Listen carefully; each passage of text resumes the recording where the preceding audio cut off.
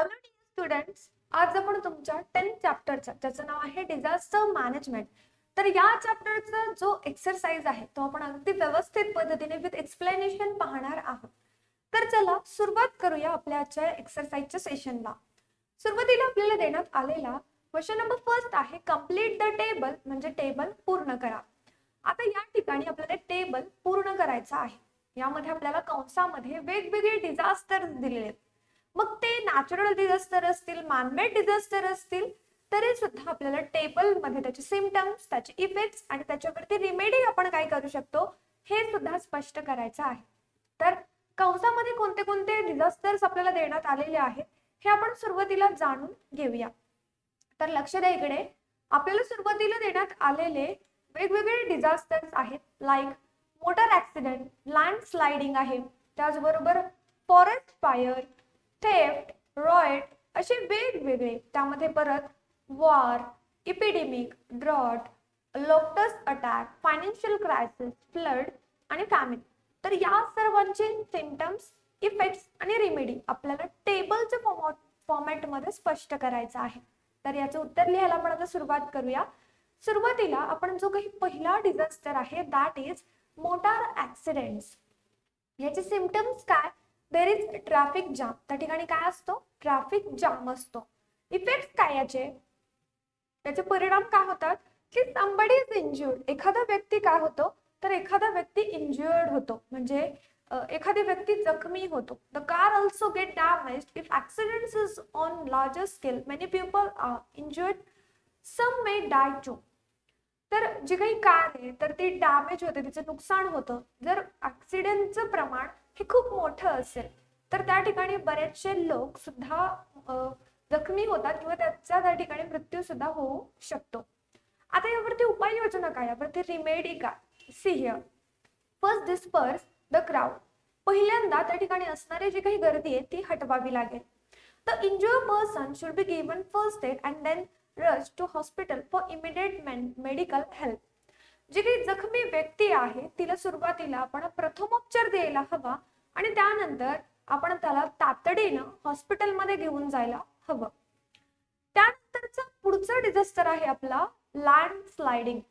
Land sliding मध्ये बघा, the gravity and severity of the landslide depends upon location of the landslides. आता लँडस्लाइडिंगचे symptoms काय? जी काही ग्रॅव्हिटी आहे किंवा मग लँडस्लाइडिंगची जी काही सेव्हिरिटी आहे ते डिपेंड असते कशावरती? तर त्या ठिकाणी ज्या लोकेशनवरती लँडस्लाइडिंग झालेला आहे त्याच्यावरती अवलंबून असते.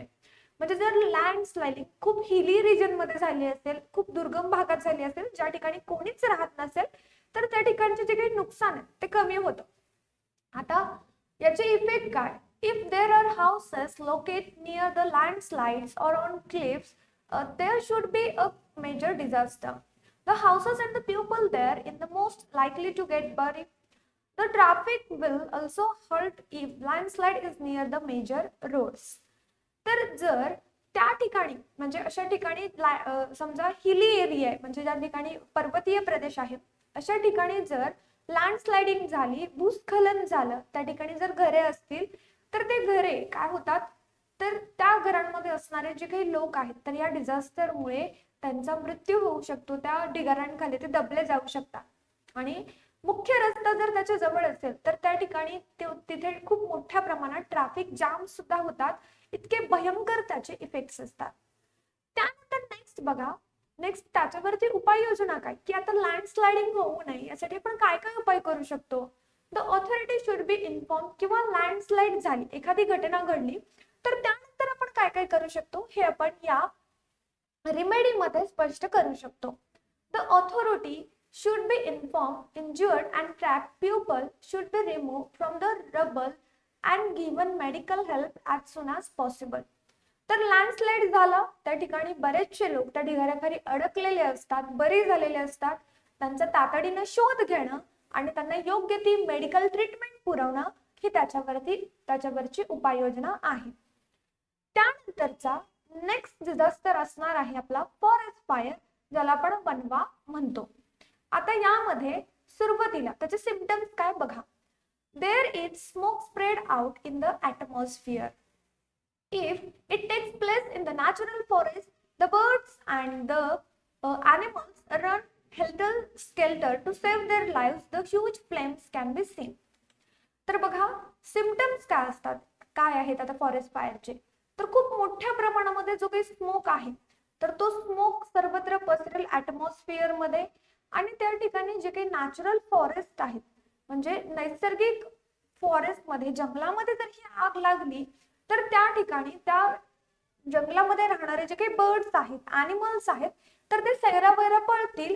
कारण काय, तर त्यांना स्वतःचा जीव वाचवायचा आहे, कारण खूप मोठ्या मोठ्या प्रमाणात ज्वाला त्या ठिकाणी निर्माण होतात. त्यानंतर नेक्स्ट बघा इफेक्ट काय याचे. Everything turns into Ashes. जे काही असतं म्हणजे आता जंगलामध्ये काय काय असतं, प्रामुख्याने झाडे असतात, वेगवेगळे वनस्पती असतात, वेली असतात, किंवा बऱ्याचशा वेळेला लाकडं असतात वाळलेली, पालापाचोळा असतो. तर या सर्व गोष्टींचं रूपांतर फक्त आणि फक्त राखेमध्ये होतं, हे त्याचे परिणाम असतात. अँड त्यानंतर आता याच्यावरती रिमेडी काय, याच्यावरती उपाय काय. आता एखाद्या जंगलाला आग लागली तर ती काही सेकंदामध्ये काही मिनिटांमध्ये संपूर्ण जंगलामध्ये पसरू शकते, इतकी शक्ती त्या वन्यांमध्ये असते. मग आता याच्यावरती उपाययोजना काय. The fire fighting unit should be called to extinguish the fires if they are spreading in nearby areas. जर आग खूप झपाट्यानं आजूबाजूच्या प्रदेशामध्ये जर पसरत असेल तर आपल्याला जे काही अग्निशमन दल आहे त्याला इन्फॉर्म करायला हवं आणि त्याला तातडीनं बोलवायला हवं. If anyone is injured he she should be given medical help. जर एखादी व्यक्ती म्हणा किंवा एखादा ॲनिमल जर इंज्युअर झाला असेल, जखमी झाला असेल तर त्याला आपण मेडिकल हेल्प सुद्धा प्रोव्हाइड करायला हवी. आता फॉरेस्ट फायरचं तुम्हाला एक एक्झाम्पल सांगू तर जे काही फॉरेस्ट फायर आहे आता मागच्या काही वर्षामध्ये म्हणजे जवळपास 2 वर्षामध्ये आपल्या पृथ्वीचं हर्ट म्हणून ओळखलं जाणारं जंगल, ज्याला आपण अमेझॉनचं जंगल म्हणून ओळखतो, तर त्या जंगलामध्ये खूप मोठा वणवा लागला होता. आणि त्यावेळेला आपण प्रत्यक्षात म्हणजे न्यूजवरती म्हणा किंवा इतर ठिकाणी पाहिलं की त्या ठिकाणचे जे काही प्राणी होते ते कशा पद्धतीने धावत होते किंवा ती आग कशा पद्धतीने पसरत होती. मग त्याच्यावरती आपण काय काय उपाययोजना केल्या आणि त्या ठिकाणची जी काही नैसर्गिक संपत्ती होती त्याला आपण कशा पद्धतीने वाचवण्याचा प्रयत्न केला. त्यानंतरचा नेक्स्ट डिझास्टर असणार आहे आपला दॅट इज थेफ्ट. थेफ्ट म्हणजे काय, तर चोरी. सिम्पटम्स काय बघा. The latch or the lock is broken. The valuables from the home or shop are missing. Everything in the house is stolen here and there. घराचं लॉक, घराचं जे काही कुलूप आहे तर ते तोडलेलं असावं किंवा मग आपण दुकानातली चोरी झाली असतील एखाद्या व्यक्तीच्या तर त्या दुकानाचं जे काही लॉक आहे, लॅच आहे तर ते सुद्धा ब्रोकन झालेलं असतं. त्याचबरोबर महत्वाच्या ज्या काही वस्तू असतात, व्हॅल्युएबल म्हणजे किमती वस्तू असतात, तर त्या किमती वस्तू गायब असतात आणि घरातलं जे काही सामान आहे ते सैरावैरा इतरत्र पसरलेलं असतं. त्यानंतर आता याचे इफेक्ट्स काय. There are financial losses and also mental and emotional shock is saver. त्या ठिकाणी फायनान्शियल लॉस असतो म्हणजे त्या ठिकाणी खूप मोठ्या प्रमाणामध्ये आर्थिक नुकसान होतं. त्याचबरोबर एक मानसिक धक्का त्या ठिकाणी पोहोचतो, भावनिक धक्का त्या ठिकाणी आपल्या मनाला लागतो. याचे परिणाम काय, आता याचे परिणाम काय हे आपण पाहिले. आता आपण यावरती उपाययोजना काय करू शकतो बघा. We have to call police. Police should be call to nap the criminals. जे काही क्रिमिनल्स आहेत तर त्यांना पकडण्यासाठी आपल्याला पोलिसांना बोलवायला हवं. त्यानंतरचा नेक्स्ट आपला डिझास्टर आहे दॅट इज रोएट. रोएट म्हणजे काय, तर बघा या ठिकाणी याचे सिम्पटम्स काय हे लक्षात घ्या. सुरुवातीला द सिटीज, टाउन्स और villages show sign of tense atmosphere. People gather in the groups and discuss something secretively. म्हणजे रोएट्स म्हणजे मोर्चे थोडक्यात. मग किंवा त्या ठिकाणी जे काही लोक आहेत तर ते जे काही लोक आहेत ते जमतात, एकमेकांशी गुपितपणे काहीतरी चर्चा करतात. एखाद्या शहरामध्ये एखाद्या गावामध्ये असे मोर्चे त्या ठिकाणी होऊ शकतात. There is financial loss of all the rioting groups. The belongings, houses, shops, etc. are destroyed or damaged. Property is looted. Ladies and children suffer the most as they are easily victimized. मोर्चे दंग्यांच्या दरम्यान मध्ये खूप मोठ्या प्रमाणात त्रास हे लेडीजला आणि जे काही लहान मुलं आहेत तर त्यांना होतो. त्याचबरोबर जे काही सार्वजनिक मालमत्ता आहे किंवा मग आपली वैयक्तिक मालमत्ता आहे तर त्याचं सुद्धा खूप मोठ्या प्रमाणात नुकसान होतं. यावरती रेमेडी काय. As children we cannot stop the rights. एक लहान मूल म्हणून, एक मूल म्हणून आपण जे काही दंगे आहेत किंवा जे काही मोर्चे आहेत ते आपण थांबवू शकत नाही. But we can take help of police force. आपण त्या ठिकाणी पोलीस यंत्रणेची मदत घेऊ शकतो. We can establish Mohalla committees for peaceful behavior with each other. आपण एकमेकांशी मोहल्ला कमिटीज, प्रत्येक गल्लीमध्ये मोहल्ला कमिटी आपण बसवू शकतो आणि एकमेकांशी चर्चा करून आपले जे काही प्रश्न असतील तर ते सुद्धा व्यवस्थित पद्धतीने सोडवू शकतो. For that the wise members from each community will be someone. आणि त्यासाठी प्रत्येक कम्युनिटी मधला म्हणजे प्रत्येक समाजामधला, प्रत्येक धर्मामधला, जातीमधला एक जबाबदार नागरिकला आपण समान सुद्धा करू शकतो, त्याला बजावून सांगू शकतो. त्यानंतरचं नेक्स्ट डिझास्टर आहे वॉर. वॉर म्हणजे काय तर युद्ध. There are 10 conditions in the areas of the both countries situated near the border. Both the countries try to instigate each other. तर ज्या दोन देशांच्या बॉर्डर म्हणजे सीमा एकमेकांना लागून असतात तर अशा देशांमध्ये प्रामुख्यानं बऱ्याचशा वेळेला युद्ध होतं. तर त्या ठिकाणी बघा की 10 कंडिशन असतं सीमालगतच्या भागामध्ये. हे त्याचे सिम्पटम्स आहेत. आता याचे इफेक्ट्स काय होतात? Tremendous destruction causing loss, many lives are lost, the cost of all the attempts rise due to war conditions, entire nations faces insecurity.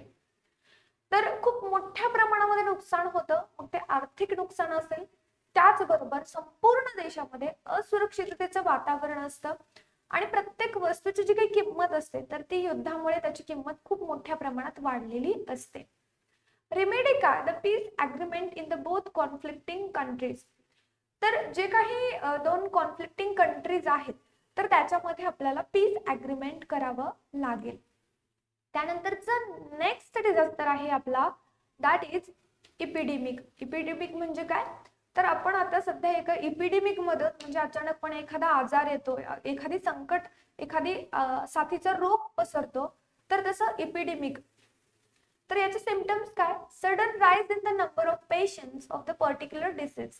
अचानकपणे काय होतं तर एखाद्या आजाराचे जे काही पेशंट्स आहेत, रुग्ण आहेत तर ते खूप मोठ्या प्रमाणात वाढले जातात आणि म्हणूनच इपिडेमिक कंडिशन अचानकपणे ग्रो होते. त्यानंतर याचे इफेक्ट्स काय? Many people contract the communicable disease and thus are infect. खूपशा लोकांना जे काही एकमेकांच्या संपर्कात आल्यामुळे जे काही संपर्कजन्य आजार असतात तर ते संपर्कजन्य आजार त्या ठिकाणी होतात. Some of them die due to further complications. काही गुंतागुंतीचे किंवा मग त्यांची कंडिशन सिरियस असल्यामुळे त्यांचा मृत्यू सुद्धा होतो. There is great demand for medicines in the pharmacy shops. आणि फार्मसी शॉप मध्ये जे काही औषधं असतात, जे काही मेडिसिन्स असतात त्यांना खूप मोठ्या प्रमाणामध्ये डिमांड असते, मागणी असते. आता यावरती रिमेडी काय? Mass immunization programs to be undertaken, safety of food and portable water to be enhanced. तर मास इम्युनायझेशन म्हणजे आपली स्वतःची जी काही प्रतिकारक क्षमता आहे ती आपण वाढवायला हवी आणि त्याचबरोबर जी काही मास इम्युनायझेशन आहे ती सुद्धा आपण ग्रो करायला हवी. तर चांगलं शुद्ध अन्न, शुद्ध पाणी याचं महत्व लोकांमध्ये चांगल्या पद्धतीने पसरवायला हवं. त्यानंतरचं पुढचा डिझास्टर आहे आपला ड्रॉट. ड्रॉट म्हणजे दुष्काळ. तर जो काही दुष्काळ आहे तर याचे सिम्पटम्स काय?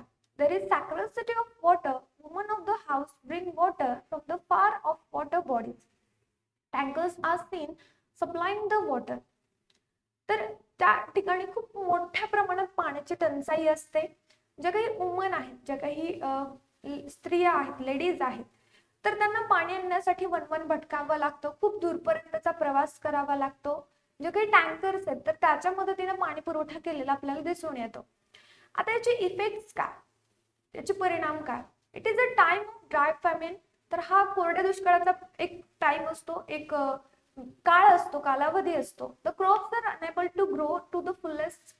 जी काही पिकं असतात तर त्यांची वाढ होत नाही किंवा व्यवस्थित पद्धतीने त्यांची वाढ होत नाही. Cattle suffer due to lack of water and grass. जे काही जनावर आहेत तर त्यांना वेळोवेळी अन्न पुरवठा आणि पाणी पुरवठा होत नाही. आता याच्यावरती उपाययोजना काय? We have to water management to be done. तर वॉटर मॅनेजमेंट आपल्याला त्या ठिकाणी करायला हवं. रेन वॉटर हार्वेस्टिंग करायला हवी and other methods of water conservation to be undertaken by drought prone villages, जे काही दुष्काळग्रस्त जिल्हे आहेत आपल्या राज्यामध्ये जे काही दुष्काळग्रस्त छोटे छोटे खेडेगाव आहेत, तर त्याच्यामध्ये वेगवेगळे प्रोग्राम आपण अवलंबायला हवेत, ज्यामुळे काय होईल की ज्यामुळे त्या ठिकाणी पाण्याची टंचाई कमी होईल आणि त्या ठिकाणी त्यांना हवं तेवढं पाणी उपलब्ध होईल. तर बघा, पाण्याची टंचाई हा जो काही प्रश्न आहे तो फक्त काही तालुक्यांपुरता किंवा काही गावांपुरता, काही जिल्ह्यापुरता मर्यादित नसून बऱ्याचशा वेळेला आपण पाहतो की बऱ्याचशा ठिकाणी दुष्काळ पडतो. मग तो कुठेतरी टाळण्यासाठी आपल्याला rain water harvesting, water management सारख्या ज्या काही उपाययोजना आहेत तर त्या अवलंबायला हव्या. त्यानंतरचा नेक्स्ट डिझास्टर आहे आपला, दॅट इज लोकटस अटॅक. म्हणजे एखादा कीटक आहे आणि त्या कीटकाचा अटॅक ह्या आपल्या पिकांवरती होतो. तर याचे सिम्पटम्स काय? The locust are seen hovering over the crops, the standing crop is seen to be attacked. तर जे काही लोकटस नावाचे किडे आहेत तर ते काय करतात, तर ते पिकांवरती हल्ला चढवतात. सिम्पटम्स झाले त्याचे की लोकटस पिकांवरती पाहायला मिळतात.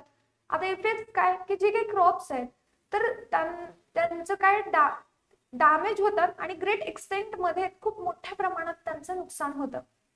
मग यावरती रिमेडी काय, तर त्या ठिकाणी आपण ऑर्गॅनिक पेस्टिसाइड्सची जी काही फवारणी ती करायला हवी. त्यानंतरचा पुढचा डिझास्टर आहे फायनान्शियल क्रायसिस, म्हणजे आर्थिक संकट. मग याचे सिम्पटम्स काय?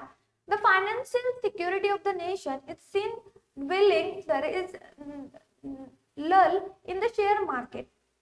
तर आपली जी काही आर्थिक परिस्थिती असते देशाची तर ती कुठेतरी डळमळीत असते, त्या ठिकाणी सुबत्ता नसते आणि शेअर मार्केटमध्ये सुद्धा म्हणजे खूप मंदावलेला असतो. इफेक्ट्स काय याचे? पॉवर्टी रायझेस, गरिबी वाढते. तर जे काही buying power of people is reduced, तर लोकांचं जे काही रोजगार असतो तर तो कमी होतो. The buying selling activities are seen to be suspend, तर खरेदी विक्रीचे जे काही प्रोग्राम असतात ते कुठेतरी मंदावले जातात. एंटायर इकॉनॉमिक सिस्टीम्स कोलॅप्स, पूर्णतः जी काही आर्थिक व्यवस्था असते ती कोलॅप्स होते, ती डळमळते, ती मोडून जाते. त्यानंतर याच्यावरती रेमेडी काय, याच्यावरती उपाययोजना काय? The employment opportunity should be increased, people should be help to set up the business. तर जे काही रोजगार आहेत तर रोजगाराच्या संधी त्या ठिकाणी आपण वाढवायला हव्यात आणि त्याच बरोबर आपण बरेचसे बिझनेस उभारायला हवेत.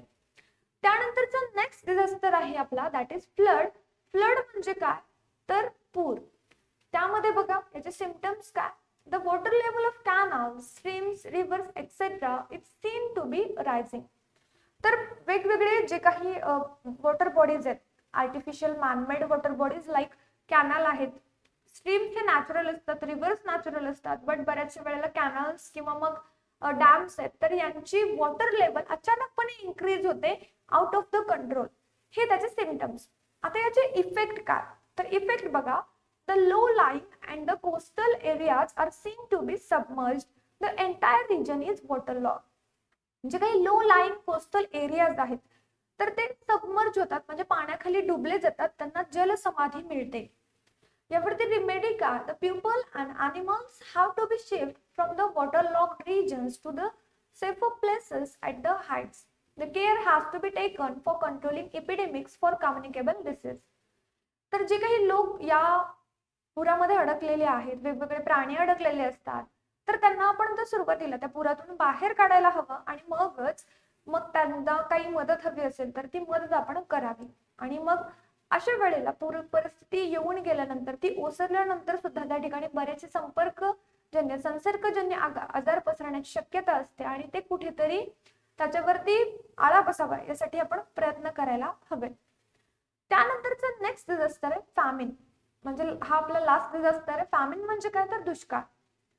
तर बघा या ठिकाणी rainfall is scanty, the water from the reservoirs and canals also recede, the crops do not grow, the services on the land and farms can be seen clearly.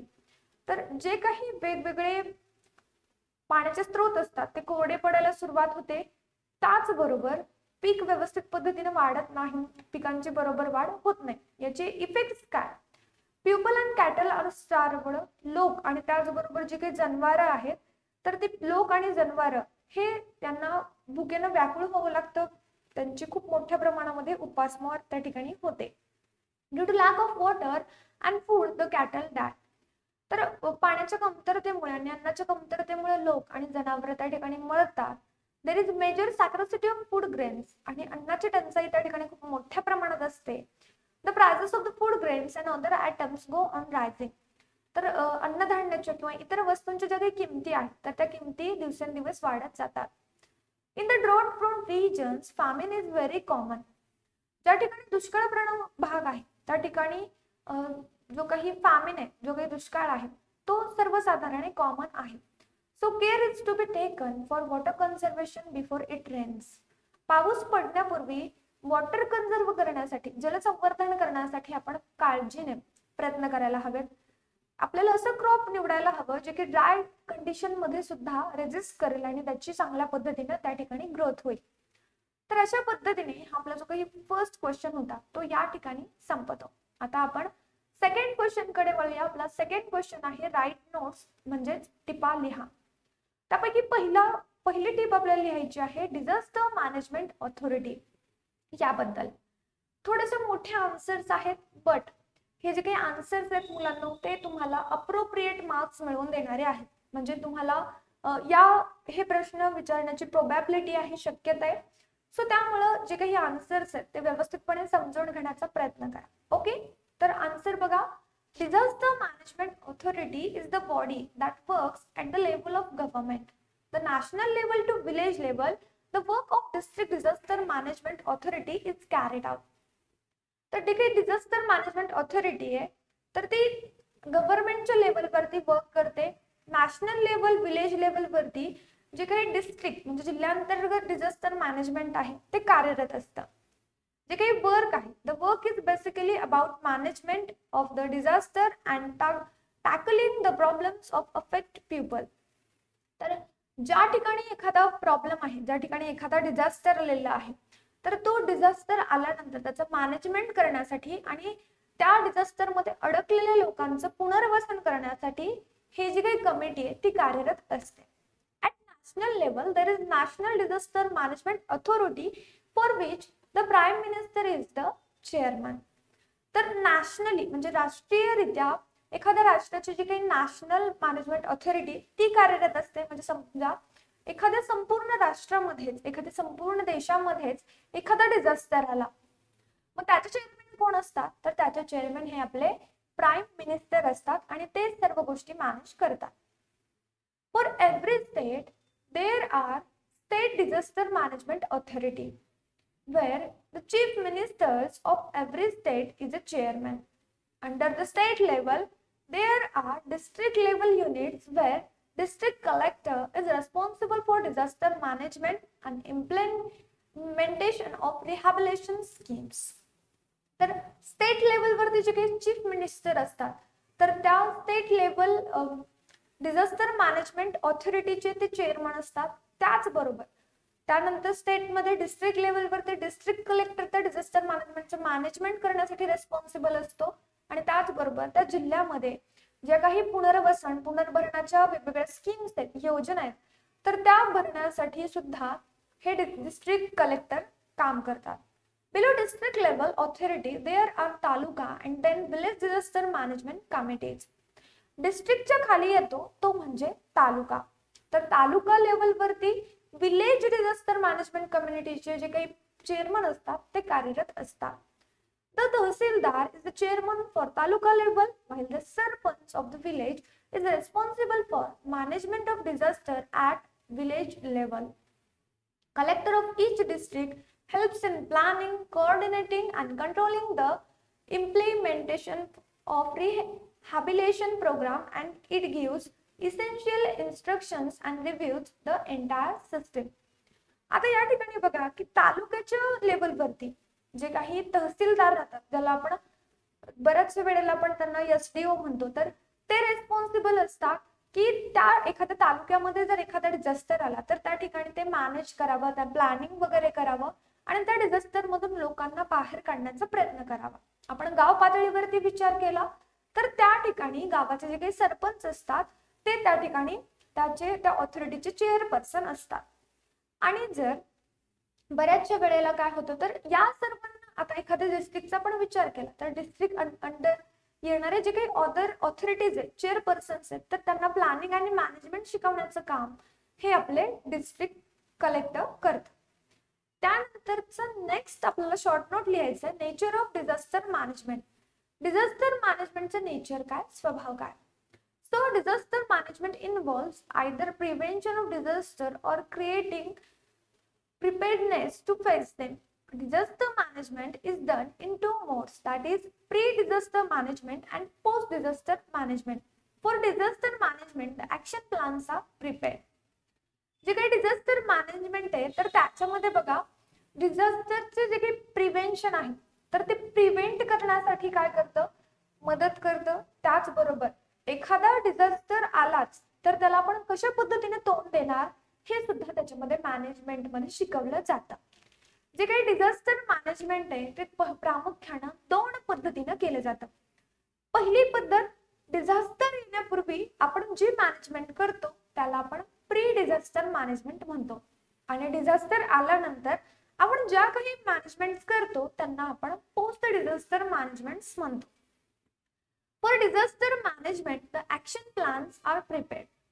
Disaster मॅनेजमेंटसाठी वेगवेगळे ऍक्शन प्लॅन पूर्वीच बनवलेले असतात. म्हणजे एखादी घटना घडली किंवा एखादा संकट आपल्यावरती आलं तर त्या ठिकाणी त्या प्रसंगी आपण काय काय करायला हवं, कशा कशा पद्धतीने कोणते कोणते वेगवेगळे फोर्सेस आपण यूज करायला हवेत, या सर्व गोष्टी अगोदरच वेल प्लॅन असतात. This is done after studying the different aspects such as preventive measures, rehabilitation, reconstruction plans. All these plans are executed during management of disaster. The disasters are tackled in the following steps. We will see the steps, but before that, we will understand that की एखादा डिझास्टरला आपण manage करतोय तर त्या ठिकाणी त्याचे preventive measures काय, त्याला रोखण्यासाठी आपण काय काय प्रतिबंध करतो हे आपण लक्षात घ्यायला हवं. मग एवढं करून सुद्धा म्हणजे प्रिव्हेंटिव्ह मेजर्स व्यवस्थित पद्धतीने इम्प्लांट करून सुद्धा जरी डिझास्टर आला तरी सुद्धा त्याचं रिहॅबिलेशन करणं म्हणजे तेथील लोकांचं पुनर्वसन करणं. एखादी जर कन्स्ट्रक्शन साईट खराब झाली असेल, एखाद्या गावातलं पूर्ण बांधकाम खराब झालं असेल तर त्या ठिकाणी त्याचं रिकन्स्ट्रक्शन करणं हे सुद्धा तितकंच महत्वाचं आहे. हे जे काही प्लॅन्स आहेत तर त्यामध्ये आपण डिझास्टर मॅनेजमेंट करू शकतो. मग डिझास्टर टॅकल करण्याचे काही स्टेप्स आहेत. फर्स्ट स्टेप आहे प्रिपरेशन, त्यानंतर रिडेम्पशन, मग येतो preparedness, action during actual disaster, response, reassurance and restoration. At every level there are other voluntary organizations and government meteorological institute for their help in disaster management. त्यानंतरचा next आहे mock drill. Mock drill म्हणजे काय तर बघा, एखादा disaster येण्यापूर्वी आपण स्वतः प्रिपेअर्ड असणं आणि त्याचं एक प्रकारे ऍक्ट करणं, एक कृती करून बघणं, यालाच आपण मॉक ड्रिल म्हणतो. म्हणजे आपल्याकडे बघा, आपण एखादा डान्स करतोय, एखादा प्ले करतोय, नाटक करतोय तर ते आपण डायरेक्टली स्टेजवर ते रिप्रेझेंट करतो का, नाही. तर ते डायरेक्टली रिप्रेझेंट करण्याऐवजी आपण त्याची रिहर्सल करतो, राईट. मग तशीच एखादी छोटीशी रिहर्सल की एखाद्या सिच्युएशन मध्ये, एखाद्या डिझास्टर मध्ये आपण काय काय करणार याची छोटीशी रिहर्सल म्हणजेच हा मॉक ड्रिल. शॉर्ट नोट्स बघा. Mock drill is the practice to check whether there is a preparedness for dealing with the disaster if suddenly it attacks. For this purpose, virtual or apparent situations that stimulate the disaster are created. म्हणजे अचानकपणे एखादा जर आपल्यावरती संकट उद्भवलं तर त्या ठिकाणी एक व्हर्च्युअल म्हणजे काल्पनिक उपाययोजना त्या ठिकाणी केली जाते किंवा मग फक्त कल्पना केली जाते की आपण अशा पद्धतीने त्या डिझास्टरला मॅनेजमेंट करणार. किंवा त्याचबरोबर त्याचं एक छोटीशी रिहर्सल सुद्धा करून पाहिली जाते. The reaction time for any type of disaster is checked by such activity. In the presence of trend personnel, the execution of the rescue plans are observed. People also understand their responsibilities at the time of actual disaster. तर जेव्हा ज्या वेळेला disaster येतो, खऱ्या अर्थाने वास्तविकतेमध्ये disaster येतो, तर त्यावेळेला लोकांना समजतं की आपल्याला या सिच्युएशन मध्ये या प्रसंगी काय करायचंय आणि आपण कशा पद्धतीने वागणार आहोत. The experts also check execution of plan design for disaster redressal. तर जे काही एक्सपर्ट्स आहेत तर ते चेक करतात, प्लॅन डिझाईन करतात आणि त्यावरती मग वर्क करतात. Bye such mock drills the efficiency of the system can be understood. अशा मॉक ड्रिल्समुळे आपल्याला हेही लक्षात येतं की या प्लॅन मध्ये काय कमतरता आहे, आपल्याला याच्यामध्ये काय काय बदल आणखी करावे लागतील, आपण ते कशा पद्धतीने करणार आहोत, या सर्व गोष्टी सुद्धा या ठिकाणी लक्षात येतात. In future, when actual calamity strikes, there is already preparation for disaster redressal. आणि ज्या वेळेला वास्तविक मध्ये त्या ठिकाणी ती सिच्युएशन होते, ती क्लॅमिटी येते, त्यावेळेला तो डिझास्टरचं आपण ऑलरेडी प्रिपरेशन केलेलं असतं, त्यामुळे आपल्याला फारसा फरक पडत नाही. म्हणूनच मॉक ड्रिल खूप महत्वाची आहे. त्यानंतर नेक्स्ट बघा डिझास्टर मॅनेजमेंट ऍक्ट 2005. आता हा डिझास्टर मॅनेजमेंट ऍक्ट 2005 काय आहे लक्षात घ्या. Government of India has made disaster management act in 2005. 2005 मध्ये भारताच्या शासनानं एक ऍक्ट बनवला, त्याचं नाव आहे disaster management act 2005. The affect people are given all necessary help as per this act.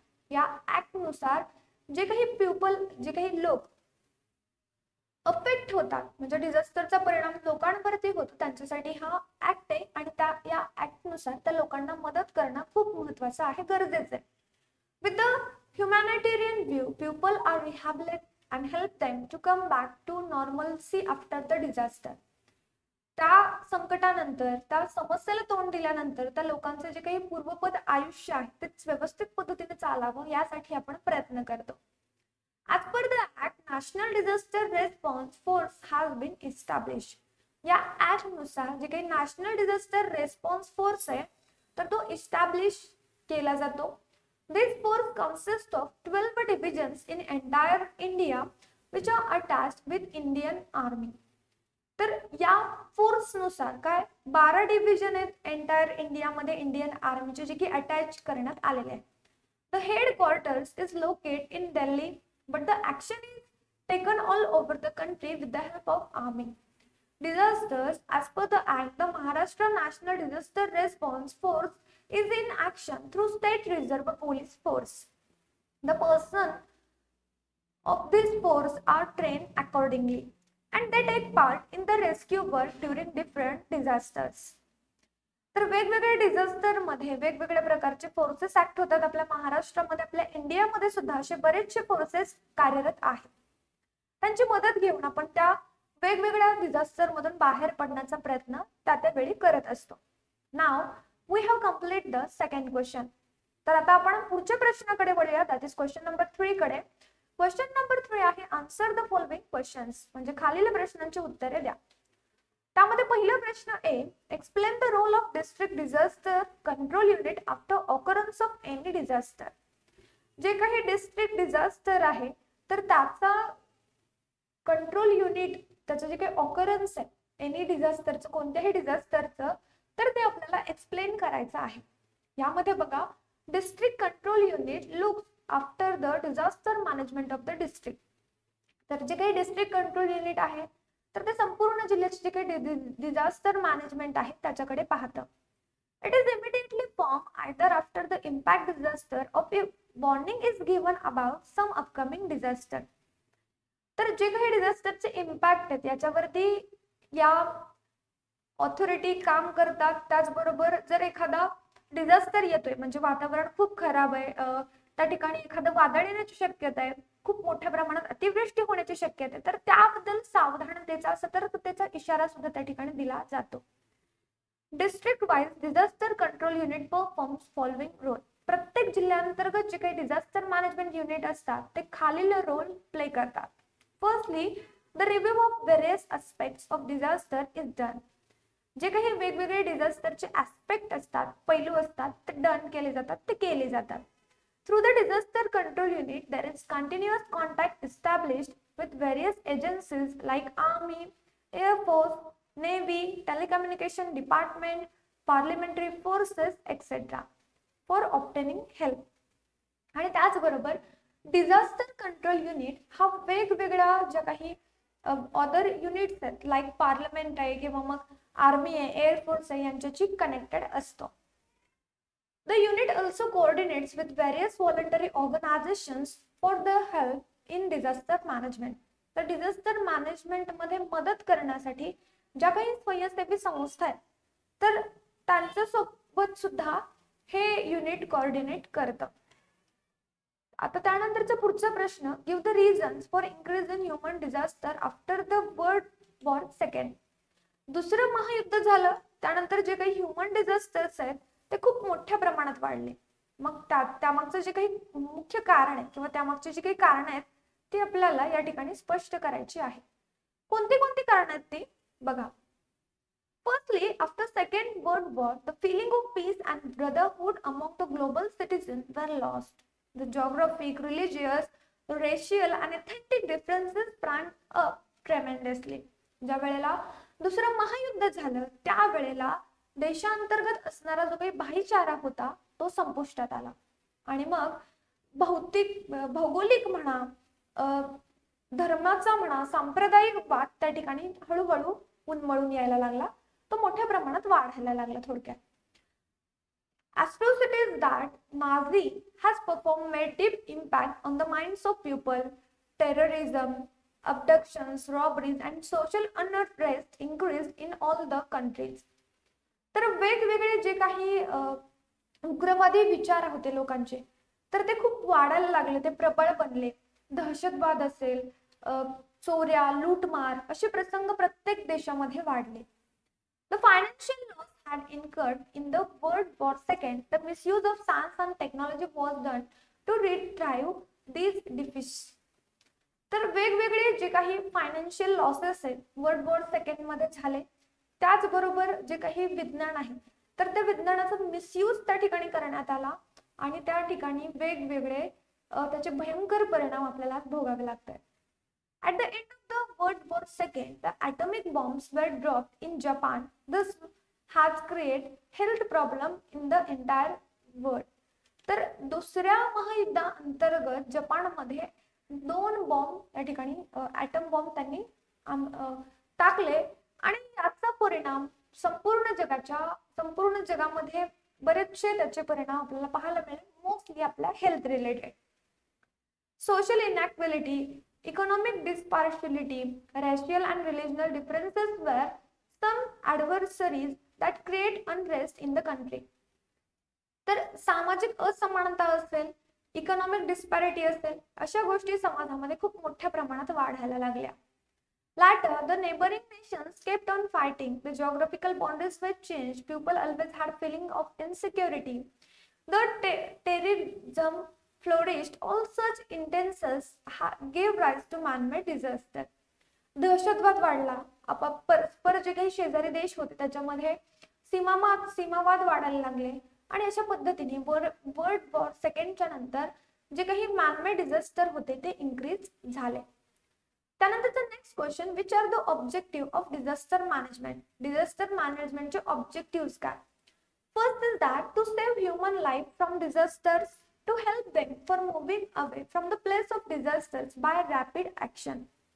तर रॅपिड ऍक्शन घेऊन काय करणं, तर जे काही वेगवेगळे ह्युमन लाईफ आहेत डिझास्टर तर ते सेव्ह करणं, तर त्यांना रॅपिड ऍक्शन्स घेऊन त्यांना एखाद्या चांगल्या स्थळी सुरक्षित ठिकाणी हलवणं. त्यानंतर second objective is that to supply essential commodities to the affect people. This helps to reduce the gravity of disaster. People are given grains, water and clothes and other basic necessities under these objectives. तर ज्या लोकांना खरंच गरज आहे किंवा जी लोक disaster मध्ये अडकलेली आहेत तर त्यांना त्यांच्या गरजेच्या वस्तू पुरवणं. त्यानंतर to bring back the conditions of affect people to normalcy. तर त्यांचं जे काही पूर्वपद आयुष्य होतं तर त्या पूर्वपद आयुष्यात त्यांना परत आणण्यासाठी मदत करणं.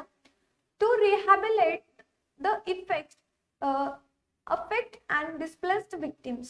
जे काही पुनर्वसन किंवा स्थलांतर झालेले लोक आहेत या डिझास्टर दरम्यान तर त्यांचं पुनर्वसन करण्यासाठी त्यांना मदत करणं. To think and execute the protective measures in order to develop capability to face the disaster in future. भविष्यामध्ये जर असा एखादा डिझास्टर आलाच तर त्याला आपण कशा पद्धतीने फेस करणार याची कार्यक्षमता वाढवणं हे सुद्धा तितकंच महत्वाचं आहे. त्यानंतर next question number D, why is it essential to get the training of first aid. प्रथमोपचाराची ट्रेनिंग घेणं का गरजेचं आहे. आता याचं उत्तर बघा. when there is a disaster we need to immediately help the victim. ज्या ठिकाणी एखादा समस्या येते किंवा ज्या ठिकाणी एखादा डिझास्टर येतो त्या ठिकाणी आपल्याला त्या ठिकाणी त्यामध्ये अडकलेल्या व्यक्तीला विक्टिमला तातडीने मदत करणं गरजेचं आहे. Till the medical help arrives, जोपर्यंत आपल्याला वैद्यकीय मदत मिळत नाही, one should be in position to treat the injured and save his or her life. आपल्याला त्या व्यक्तीचं जे काही आयुष्य आहे तर ते वाचवता आलं पाहिजे, म्हणजे त्याची तात्पुरती का होईना आपल्याला ट्रीटमेंट करता यायला हवी. In such cases knowing first aid is essential. आणि अशा केसेस मध्ये फर्स्ट एड जाणून प्रथमोपचार जाणून घेणं खूप गरजेचं आहे, खूप इसेन्शियल आहे. Such kind of a need may arise in case of our parents, our siblings at home or in school. There are possibilities of injuries to our friends. Those who are injured should be treated at once. If we know about techniques of first aid, we can save such person. Therefore, it is essential to get the training of the first aid. तर आपले जे काही parents आहेत त्यांच्यासोबत एखादा छोटा मोठा accident होऊ शकतो, म्हणजे आपल्याला त्यांची फर्स्ट एड करण्याची गरज येऊ शकते. आपल्या घरी आपल्या छोट्या बहीण भाऊ खेळता खेळता पडतात, मग त्यावेळेला त्यांना फर्स्ट एडची गरज असते. बऱ्याचशा वेळेला आपल्याला फ्रेंड्स आपण खेळता खेळता पडतो, मग बऱ्याचशा ठिकाणी आपल्याला ट्रीटमेंटची गरज पडते आणि मग ट्रीटमेंट करण्यासाठी आपल्याला जो काही प्रथमोपचार आहे, जे काही फर्स्ट एड आहे ते येणं खूप गरजेचं आहे. त्यानंतरचा next question, which different methods are used for transportation of patients and why. पेशंटचं ट्रान्सपोर्टेशन करण्यासाठी कोणत्या कोणत्या पद्धती वापरल्या जातात आणि का वापरल्या जातात. आता याचं उत्तर बघा.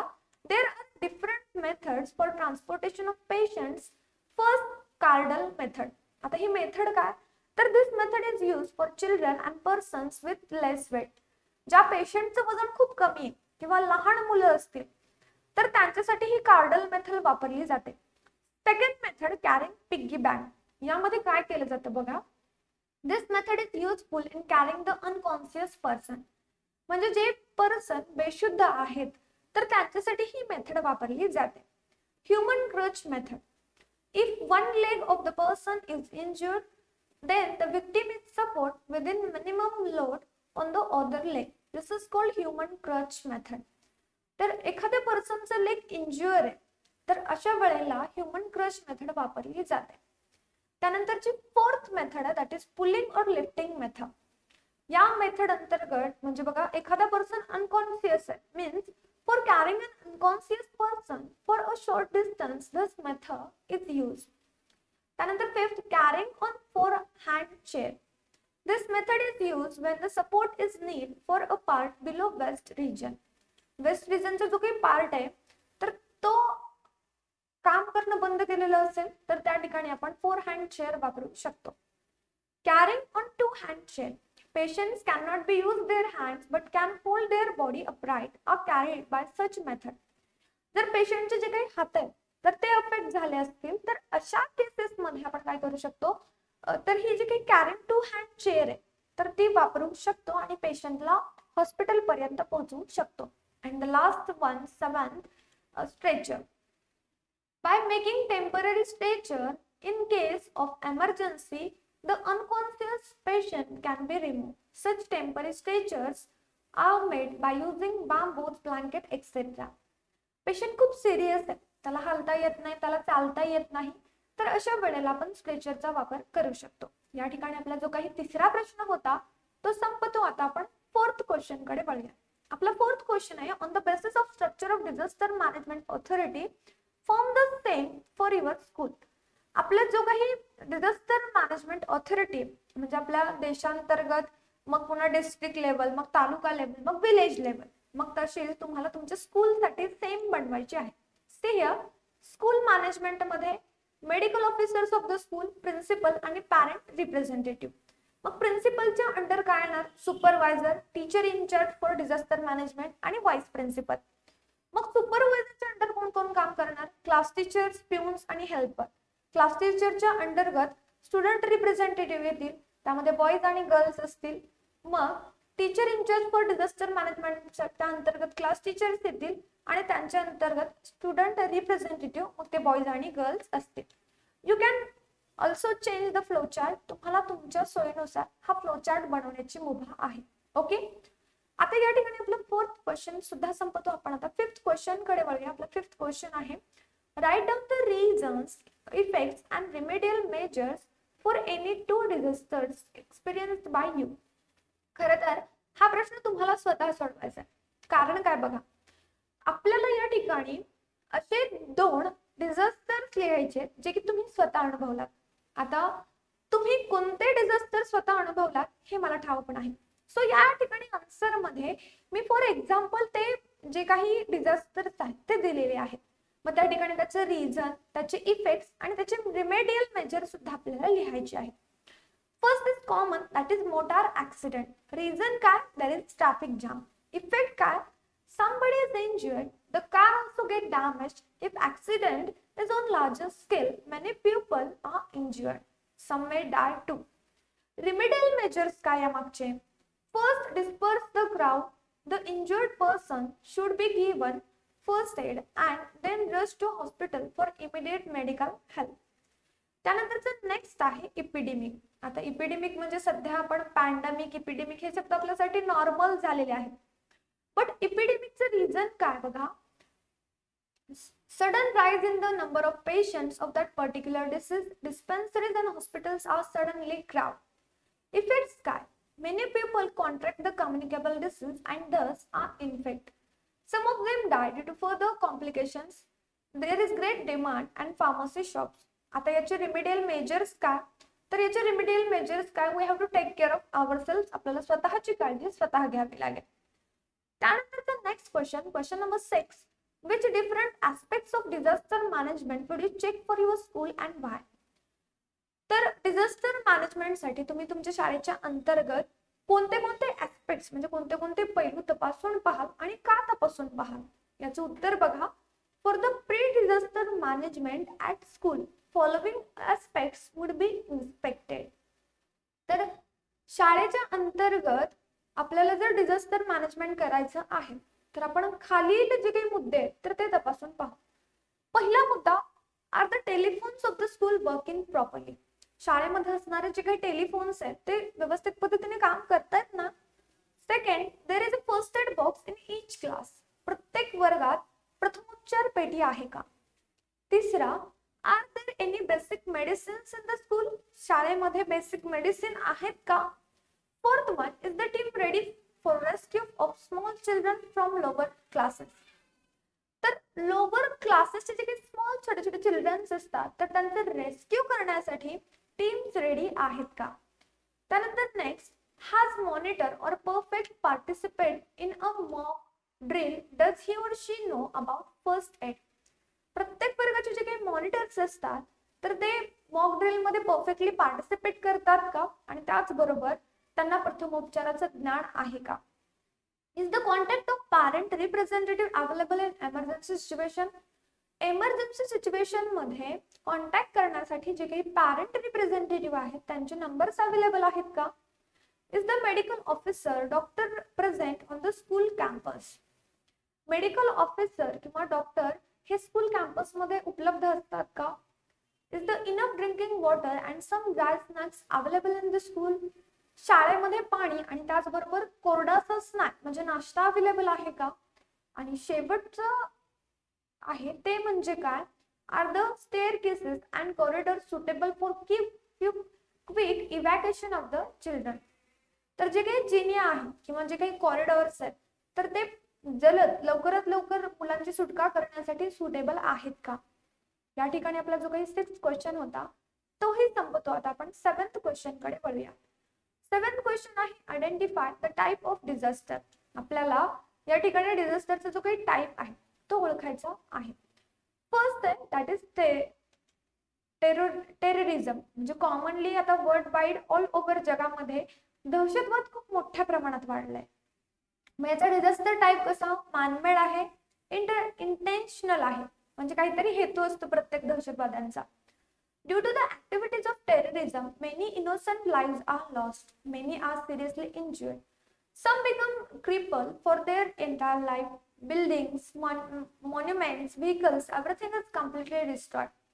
There is a rift between different religions or sects. The peaceful atmosphere is disturbed. The entire society is under the constant fear of insecurity.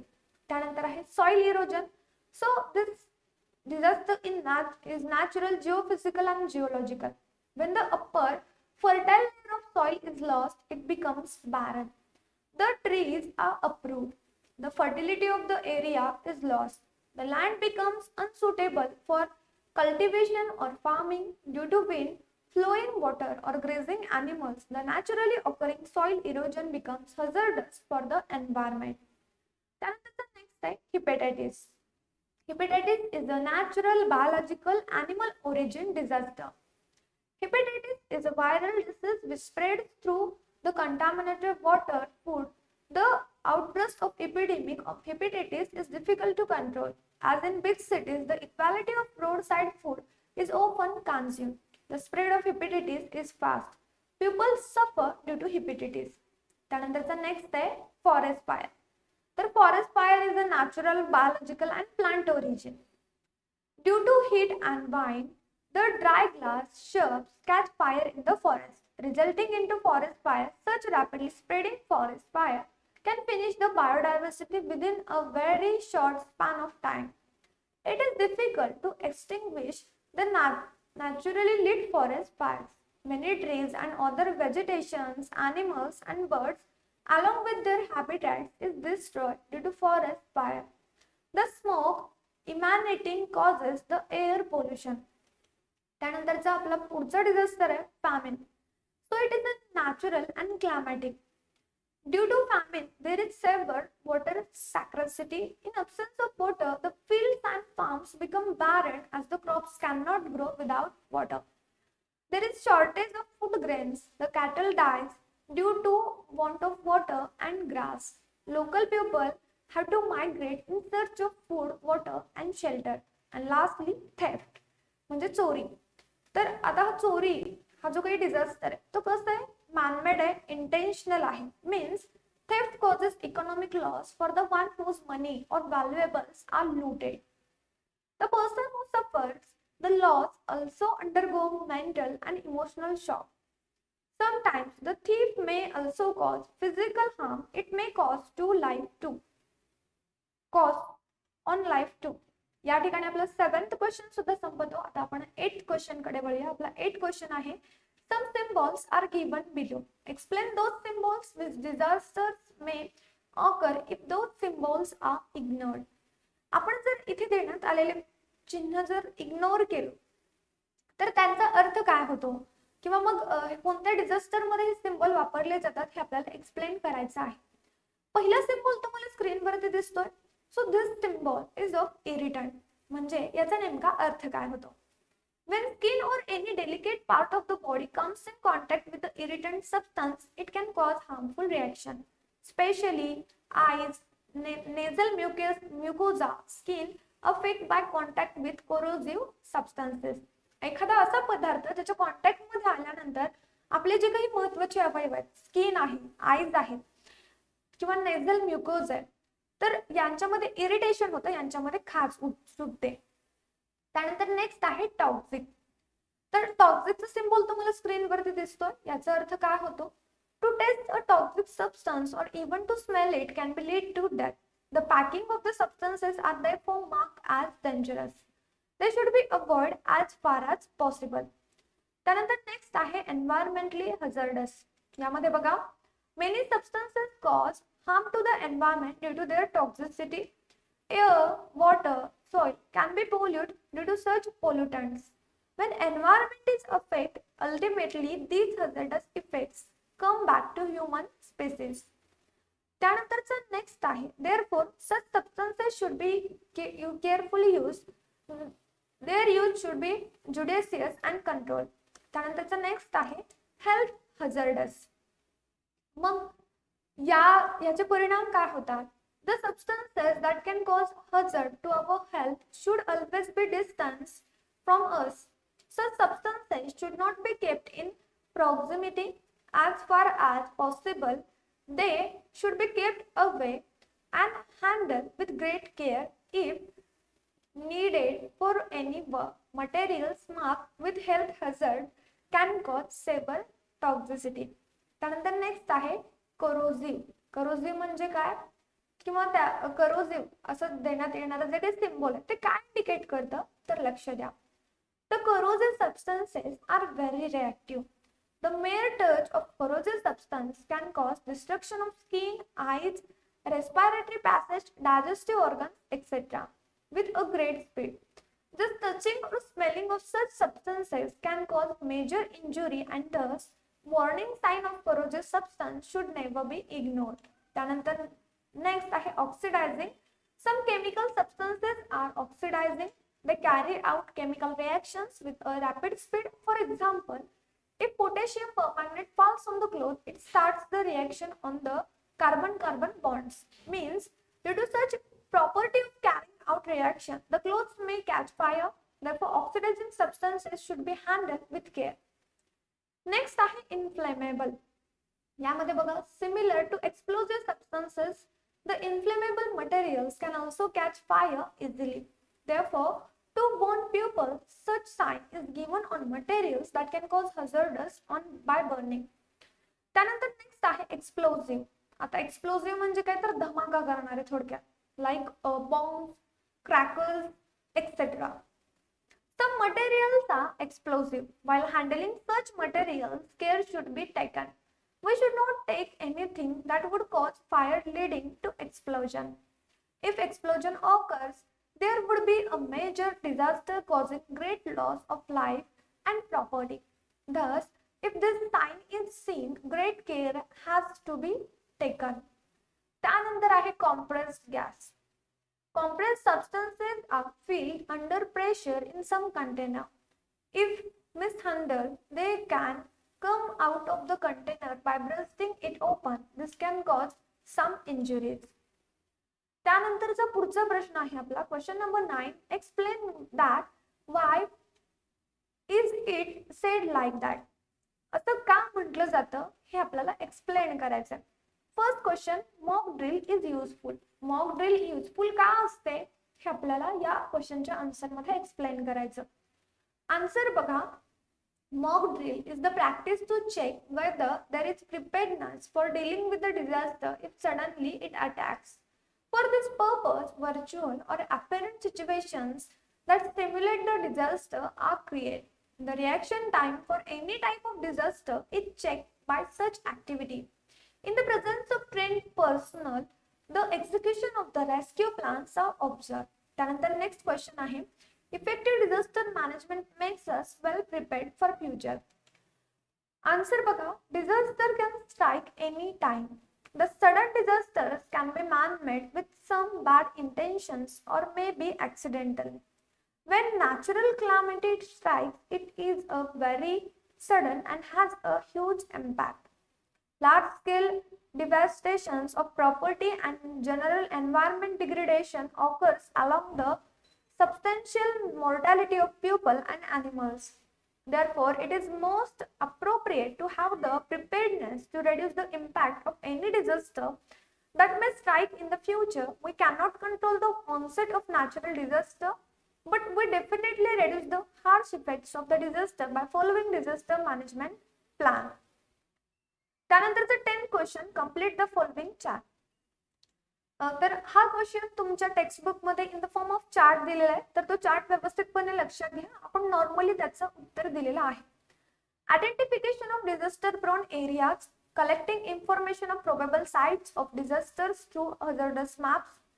Third, special training for disaster management. And last, increasing awareness in public about the disaster management. Now move towards the next question, that is question number 11. या ठिकाणी आपल्याला काही चित्र दिलेले आहेत आणि आपल्याला त्याचे प्री आणि पोस्ट डिझास्टर मॅनेजमेंट किंवा आपण त्या केसमध्ये काय करणार हे सांगायचं आहे. First picture is about gas leakage. एखाद्या ठिकाणी जर गॅस लिकेज झाला तर त्या ठिकाणी आपण गॅस लिकेज होऊ नये म्हणून काय करायला हवं आणि गॅस लिकेज झाल्यानंतर काय करायला हवं हे एक्सप्लेन करायचं. प्री म्हणजे काय तर पूर्वी, अगोदर. तर गॅस लिकेज होण्यापूर्वी आपण काय काय करायला हवं. First and foremost, the windows and the doors will be opened immediately. We shall call the gas agency customer care department for help. The lights and electrical equipment will not be turned on to avoid the accidents. त्यानंतर post. आता समजा आपण एवढी काळजी घेऊन सुद्धा gas leakage घडलाच, मग अशा वेळेला आपण काय काय करायला हवं. If the gas is already leak in to the house, we should move out immediately along the pits if anyway. Second picture is about fighting between two groups. दोन गटांतर्गत भांडण झालं, मारामारी झाली. मग प्री डिझास्टर मॅनेजमेंट काय याचं.